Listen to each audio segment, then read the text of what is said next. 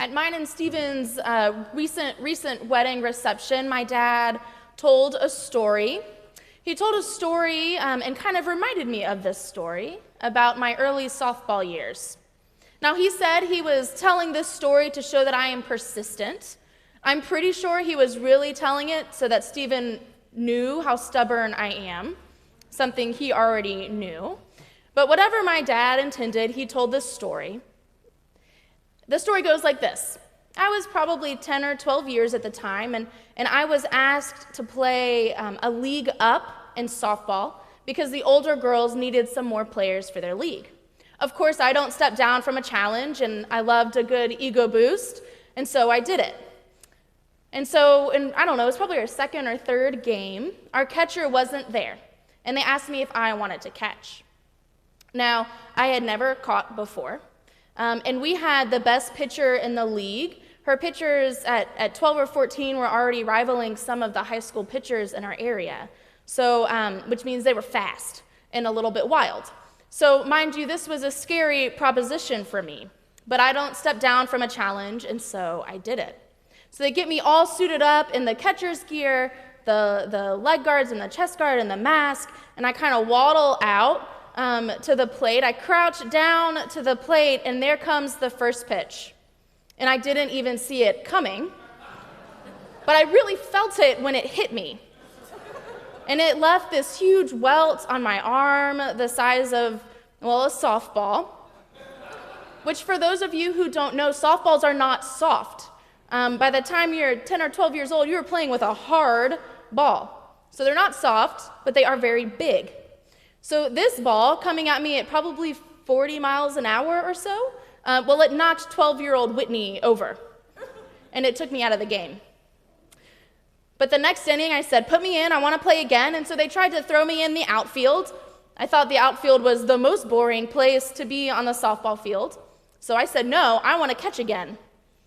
And I did it, because I am persistent, or maybe I am stubborn, or maybe I'm both.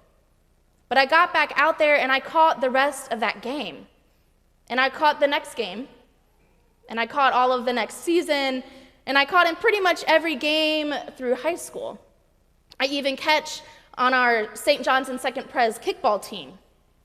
Because being a catcher is my place. It's where I belong on the field. I like it because I'm a part of every play. I get to run the field. I get to be bossy. It really is perfect for me.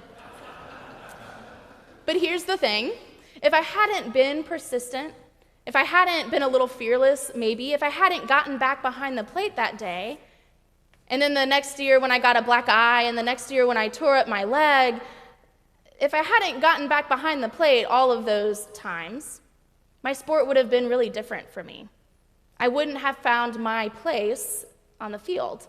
If I had quit that day or given up, my high school years probably would have been different as well. Because sometimes you just have to stick with it. You have to get back up when you're knocked down, and you have to keep going. I mean, athletes do it all the time. Adults do it, kids do it. You get injured, and then you work and work and work. You count down the days until you can get back on the field. Because when you have a goal, when you want something so much, when you need something to make you feel whole again, it's worth the time and the effort to make it happen. So then imagine this widow that Jesus tells his disciples about. This wasn't just a game to her. It was so much more than that. This was about her life. Now, we don't know who she wanted justice against, or maybe she wanted vengeance, I don't know. We don't know what was done to her, and we don't really know exactly what she's wanting. But just imagine how important it must have been to her to be willing to go to the judge, whom she knows is unjust, but she was willing to go to the judge and plead her case, day after day.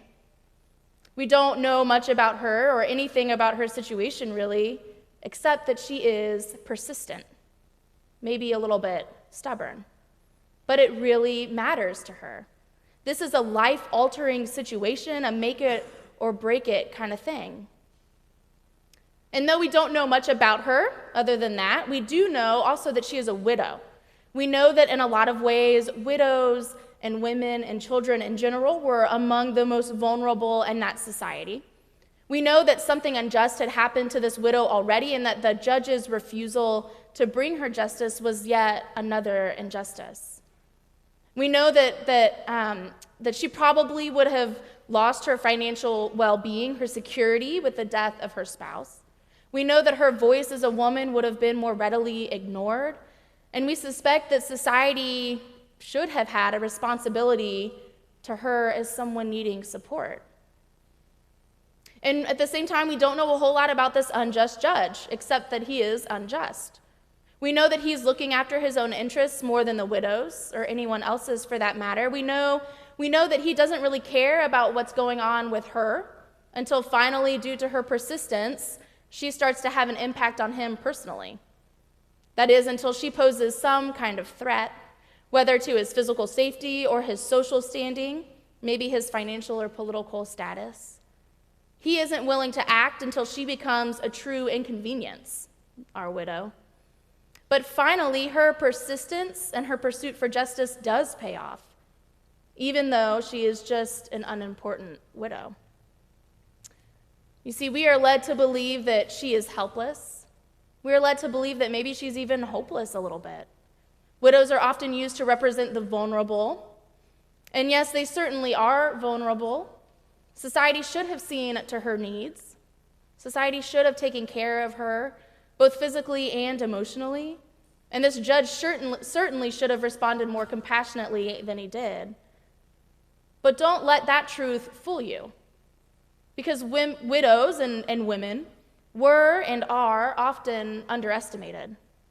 Society may have cast her in this vulnerable role, having less rights and this dependence on a man who is no longer there. But we come to find that this widow, well, she is anything but vulnerable. Like so many women in our scriptures, she is strong. She is tenacious. She is determined to get justice. Because to her, it really does matter. Like Mary, meek and mild, who was anything but. Like Lydia, our dealer in purple cloth, like Mary Magdalene and Elizabeth, and so many other women we encounter in our scriptures, these women are strong and they are determined. After all, if women were supposed to be kind of less than, if they were supposed to be subservient, why would Jesus and our scriptures in general continuously use so many women as images of God?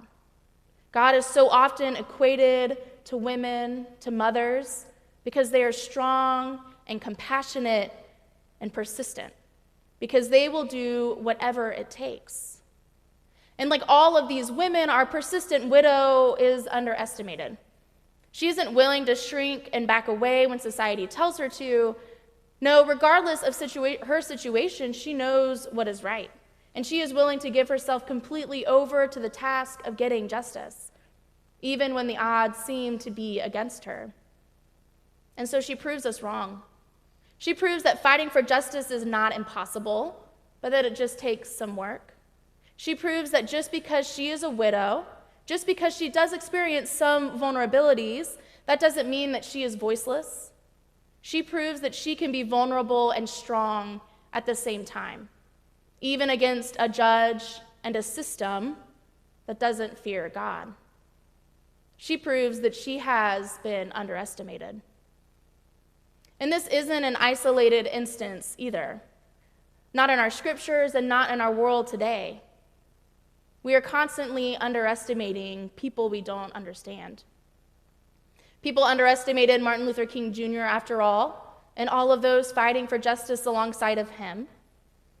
People underestimate young folks, our kids, our youth, but students around the country are standing up and demanding safety in their schools and in their neighborhoods. We underestimate people that we see as vulnerable, when really it's our vulnerabilities that lead us to lean on God, which in turn gives us strength greater than anything that we can get anywhere else, because faith and prayer connect us so intimately to God. And that connection has such an impact on our lives. But without our faith, without our reliance on God, instead of the way of the widow or Jesus who worked tirelessly for justice, we too can fall to the way of the judge, ignoring the voices of those crying out for justice. without faith, without that relationship with God, we fall into the trap of our own self-interest too, letting convenience rule over our conscience, falling into the mindset that everything is right in my world, or at least valuing our own contentment over the life that God intends for all people. Or maybe, and this happens too, maybe after trying repeatedly to work toward justice, we lose faith, we give in to the broken system, fear and exhaustion causing us to get discouraged, and eventually letting our own vulnerability stand in the way of perseverance. Instead of turning to our faith, we give up. But as Christians, we are called to fight for justice in our world. And to do that, we need strength. Strength that can only come from God. A strength that we often underestimate. And to get that strength, we turn to prayer.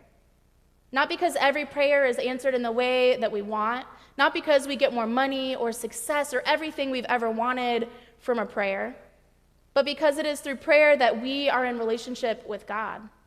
It is through prayer that we can be totally honest with our makers and with ourselves. But then we can't just send thoughts and prayers, can we, to fix the world's problems? I think that's a place to start, but then something has to come next. Through those prayers, through our thoughts and prayers, we have to open ourselves up to the transformative power of God, and we have to allow God to work through us. Because prayer is intrinsically transformative. And that transformation, I think, has to lead to action. You see, it is through prayer that we open the door for God to begin working within our hearts.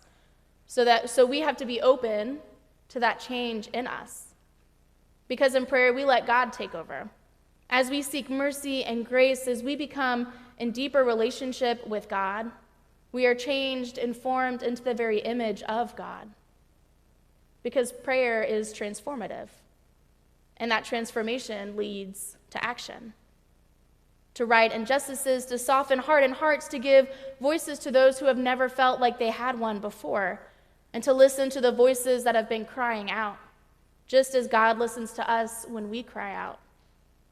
Our faith, our prayer, our trust in God, well, it gives us strength, and it gives us guidance, and it changes us. And you know what? I think people underestimate us too. They underestimate the strength we get from God, and they underestimate what we can do with that strength. But we know through faith, through our faith, through the strength and courage and hope we get through prayer, we can persist. We know that we can stand up to injustices in our world, and we can work tirelessly to right them. And we know that doing all of that, we can let our faith, our persistence in faith, and prayer turn into action. And that's something that we have to do. Amen.